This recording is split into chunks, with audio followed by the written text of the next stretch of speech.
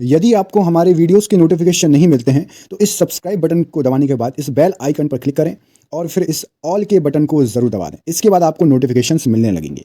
स्वागत करता हूं। पॉलिटी से संबंधित बहुत ही ज़्यादा इंपॉर्टेंट क्वेश्चन है। एग्जाम में 101% आपको आ सकते हैं। एक एक क्वेश्चन अपने आप में बहुत इंपॉर्टेंट है, तो प्लीज़ पूरा वीडियो जरूर देखिएगा। स्टार्ट करते हैं। यदि चैनल पर नए हैं चैनल को सब्सक्राइब कर लेना। वीडियो को कृपया करके अभी से लाइक कर दीजिए, सभी के सभी आप लोग बाद में भूल जाते हैं। क्वेश्चन देखिए, पहला क्वेश्चन है, निम्नलिखित में से किस संविधान संशोधन द्वारा भारत में मतदान की उम्र 21 वर्ष से घटाकर 18 वर्ष कर दी गई थी? तो यहां पर सही आंसर क्या हो जाएगा? देखिए ऑप्शन में 48, 57, 61 या फिर 63। मोस्ट आईएमपी क्वेश्चन है, याद रखो। 61वां संविधान संशोधन में 21 वर्ष से घटाकर 18 वर्ष कर दी थी कि 18 वर्ष के बालक भी एडल्ट हो जाते हैं, ठीक है, वयस्क हो जाते हैं और वो अपनी बुद्धि की क्षमता का यूज करके बता सकते हैं कि भैया किसको रखना किसको नहीं रखना।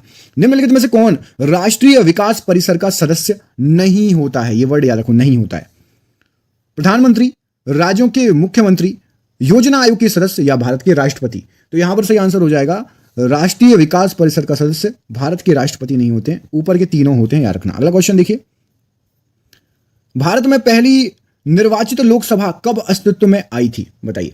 जनवरी 52, अप्रैल 52, नवंबर 50 या नवंबर 49? क्या हो जाएगा इस प्रश्न के लिए सही आंसर?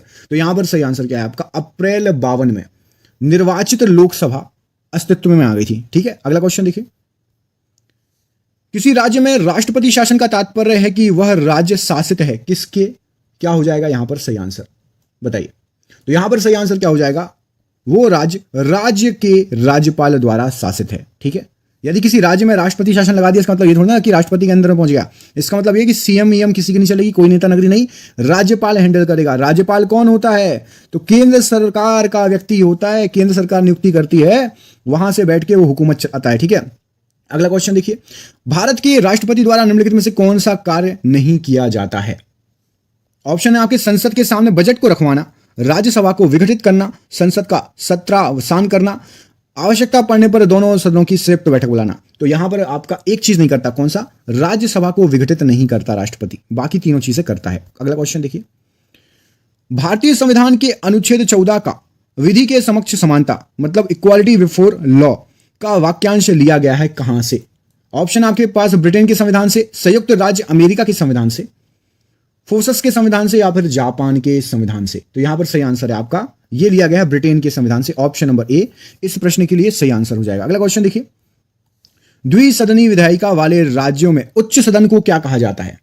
राज्यों की बात हो रही है तो राज्यों में उच्च सदन आपका विधान परिषद हो जाएगा। ऑप्शन नंबर बी, ठीक है, legislative council. Option number B सही आंसर हो जाएगा, विधान परिषद। अगला क्वेश्चन देखिए, केंद्रीय मंत्रियों को विभाग कौन आवंटित करता है, कौन सौंपता है? बताइए। प्रधानमंत्री, राष्ट्रपति की शिक्षा अनुसार, प्रधानमंत्री की संस्तुति पर राष्ट्रपति या फिर लॉटरी के जरिए स्पीकर? तो यहां पर सही आंसर हो जाएगा प्रधानमंत्री की संस्तुति के साथ राष्ट्रपति। ऑप्शन नंबर सी सही आंसर हो जाएगा। अगला क्वेश्चन देखिए, भारतीय संविधान के निर्माताओं ने स्व सरकार का संसदीय स्वरूप कहां से लिया है? ऑप्शन है आपके पास यूएसए से, यूके से, फ्रांस से या फिर तत्कालीन यूएसएसआर से? तो यहां पर सही आंसर हो जाएगा आपका ऑप्शन नंबर बी, यूके से लिया गया है, यूनाइटेड किंगडम से स्व सरकार का संसदीय स्वरूप लिया गया है। राज्य विधानसभा की शक्ति किस पर निर्भर करती है? बताइए। ऑप्शन है आपके पास जनसंख्या पर, जनसंख्या और संसाधन पर, सिर्फ संसाधन पर या स्पीकर की इच्छा से? तो यहां पर सही आंसर हो जाएगा आपका जनसंख्या पर। Option number A right answer हो जाएगा। राज्य विधानसभा की शक्ति जनता पर निर्भर है, जनसंख्या पर निर्भर है। भारतीय संविधान का मसौदा तैयार करने वाली समिति के अध्यक्ष कौन थे? बताइए। ऑप्शन आपके सी राजगोपालाचारी, एन गोपाल स्वामी अयंगार, रफी अहमद किदवई या फिर वी आर अंबेडकर? तो यहां पर सही आंसर है आपका B R Ambedkar. Option number D right answer हो जाएगा। अगला क्वेश्चन देखिए, मौलिक अधिकारों का उल्लेख किस में किया गया है? बताइए। संविधान के किस भाग में किया गया है मौलिक अधिकारों का उल्लेख? तो यहां पर सही आंसर हो जाएगा, आपको सीधा आंसर बताता हूं, संविधान के भाग 3 में। ऑप्शन नंबर बी यहां पर सही आंसर हो जाएगा, मौलिक अधिकारों का उल्लेख किया गया है। राष्ट्रपति को कानूनी सलाह कौन देता है? बताइए। ऑप्शन आपके पास प्रधानमंत्री, सर्वोच्च न्यायालय के न्यायाधीश, महान्यायवादी या फिर राज्यपाल? तो राइट आंसर हो जाएगा, राष्ट्रपति को कानूनी सलाह दे सकता है महान्यायवादी। महान्यायवादी को इंग्लिश में क्या कहते हैं? कमेंट करके बताइए। क्वेश्चन नंबर 34 देखिए, इनमें से तमिलनाडु की पहली महिला मुख्यमंत्री कौन थी? बताइए। ऑप्शन है आपके सामने शशिकला नटराजन, जयंती नटराजन, जयललिता या फिर रामचंद्रन जानकी? तो रामचंद्रन जानकी जय बोलो हनुमान की, ऑप्शन नंबर डी यहां पर सही आंसर हो जाएगा। ये पहली तमिलनाडु की मुख्यमंत्री थी। अगला क्वेश्चन देखिए, कौन राष्ट्रपति को अपने कार्यकाल से हटा सकता है? लोकसभा, संसद, भारत के मुख्य न्यायाधीश या फिर प्रधानमंत्री? तो यहां पर राइट आंसर हो जाएगा आपका संसद सर्वोपरि, option number B right answer हो जाएगा। संसद मिलकर चाहे तो राष्ट्रपति को कार्यकाल से हटा सकता है। लोकसभा के लिए कोरम क्या है बताइए? अच्छा, किस स्थिति में हटाता है आपको पता है? तो केवल और केवल एक ही स्थिति होती है, संविधान का अतिक्रमण। यदि राष्ट्रपति संविधान का अतिक्रमण कर ले तभी ये संसद हटा सकती है मिलकर। अगला क्वेश्चन देखिए, लोकसभा के लिए कोरम क्या होता है? कुल सदस्यों का तीसरा भाग, 10वां भाग, 6वां भाग या 5वां भाग? तो कोरम होता है 10वां भाग, ऑप्शन नंबर बी यहां पर सही आंसर हो जाएगा। याद कर लीजिएगा भैया, आएगा आएगा कहां जाएगा। अगला क्वेश्चन देखिए, राष्ट्रीय प्रतीक में अशोक चक्र का कौन सा रंग है? बहुत शानदार क्वेश्चन। तो यहां पर सही आंसर क्या हो जाएगा भैया? लाल, हरा, सफेद, नीला। तो अशोक चक्र है नीले कलर से, याद रखिएगा, ठीक है।